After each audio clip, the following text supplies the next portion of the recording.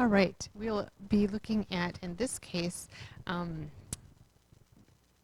taking a line that is in slope-intercept form and going ahead and graphing it, okay? So we talked in the previous lesson about what slope-intercept form is. Remember that slope-intercept is y equals mx plus b form. M is the slope and b is where it crosses the y-axis. So if I want you to do this, I have this equation right here that is in slope-intercept form, y equals 3x minus 2. So this is your m, the number that's in front of your x is your m, so my m is 3 in this case. And my thing that's added on at the end is your y-intercept, your constant, which is negative 2. When you do this, what you want to do is you want to first of all identify your y-intercept. So my y-intercept in this case is negative 2. So what I'm going to do is I'm going to go along the y-axis, which remember is your up and down axis, and I'm going to go to negative 2 on that axis. So my y-axis is my up-down, and here is the spot negative 2. From that point, not from the origin or 0, 0, but from the y-intercept point, you're then going to look at your slope. Now, my slope is 3, or you can think about it as 3 over 1. What I want you to remember is that it is a positive number. Notice it's a positive number. We know that positive slopes will tilt this direction right here. So because my slope is positive, I know my line has to go that direction. Okay? So the top number on your slope always tells you which direction to move up or down, and the bottom number tells you to move right or left. Okay? Don't use the word over. So since my slope is 3 over 1, the top number describes your vertical change. So it's positive, so I'm going to go up 3. My bottom number is positive 1, so I would go right 1 and make a dot. Okay, that would be the next point on my line. And I'm going to keep doing that. Up 3 and right 1. Okay. The other thing you could do is instead of going up and to the right, you could go down and to the left. So I could go 1, 2, 3 down and 2 left, and it could look like that. Fill up the graph so that you can make that line, oops, I went left 2, as straight as possible, and go from there. But your line should look like that. Connect the dots, and you got it. Okay. On the next one, you might be tempted to say that your m is 1 and your b is negative 2, but you need to be very careful because this is not in y equals mx plus b form. So the first thing you need to do is get this into y equals mx plus b form. So I am going to, when you get it into y equals mx plus b, you need to solve it for y. So the first thing I will do is I will subtract x. And then I will have 4y equals negative x minus 2. And then I will divide by 4 all the way across every single term. And I will have y equals, and there's this imaginary 1 right there. So I have y equals negative 1/4 x minus 2 over 4 can be reduced to 1/2. Now this is in y equals mx plus b form. Here's your m, which is negative 1/4. And here's your b, which is negative 1/2. So again, you always start with your b. And so I am going to go along my y-axis, and I'm going to go to negative 1/2. So that would be right here. Okay, and I know we're halfway between a box. That's totally fine. My slope is negative 1/4.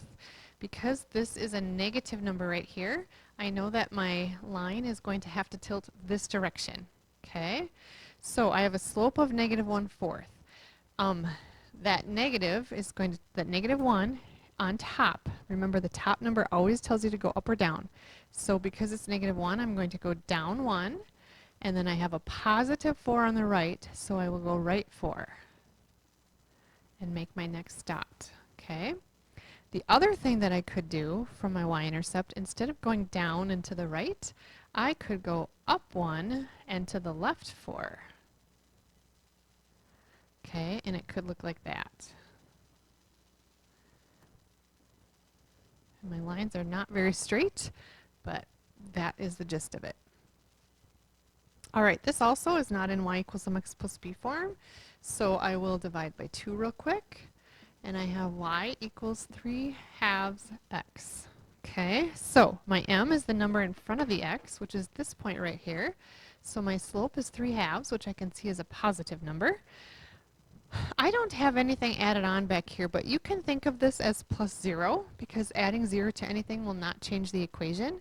So my y-intercept is actually 0 here.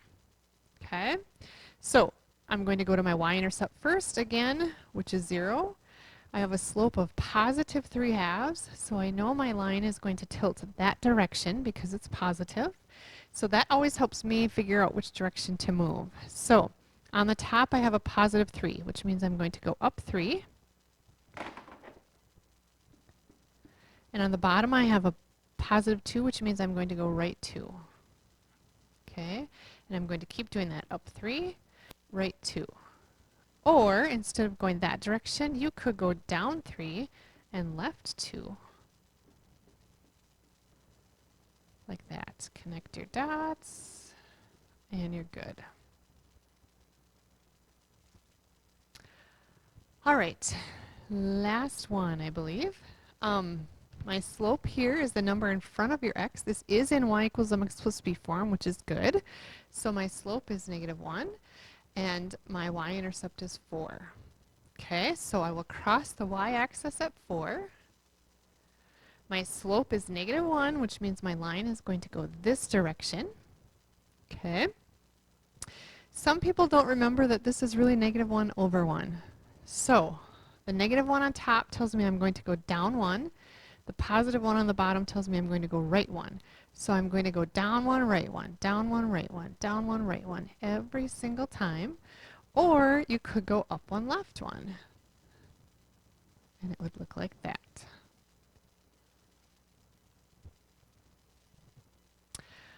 All right, then we've got some weird ones here. Notice this only has a y in there. So you can think of this, if you want, as y equals 0x minus 4. Okay, one way to think about that. Notice right here that your m is 0. Okay, your m is 0. Hint, hint, hint, when your slope is 0, and when you only have a y in the equation, okay, your x's are gone, you only have a y in the equation, y has to be -4. It does not tell you anything about what the x has to be, so x can be anything you want it to be, but y has to be -4. So I want you to find all the spots on the graph that have y values of -4. Here's one spot that has a y value of -4. Here's another spot that has a y value of -4. Here's another one right here. X is -4, y is -4. Right here, x is 6, y is -4. Right here, x is -1, y is -4. I think you see the hint. The x values don't matter, but your y values have to remain constant at -4. So you generate a horizontal line. Remember, horizontal lines always have the equation y equals some number, and their slopes are 0. Okay? In this case, it does cross the y-axis at -4. So this is important to know. Okay? Similarly, here I only gave you an x in there. I said nothing about what the y's could or couldn't be. So it doesn't really matter what the y's are, but the x has to remain constant at 5. So the places that x is 5, right here, x is 5. Doesn't matter what y is 0, but it doesn't matter. Right here, x is 5 and y is 2. Y doesn't matter as long as the x is 5. Down here, x is 5, y is -4. Again, it doesn't matter what the y's are. The x's have to remain constant at 5. Okay? Notice this creates a vertical line. And vertical lines have undefined slope,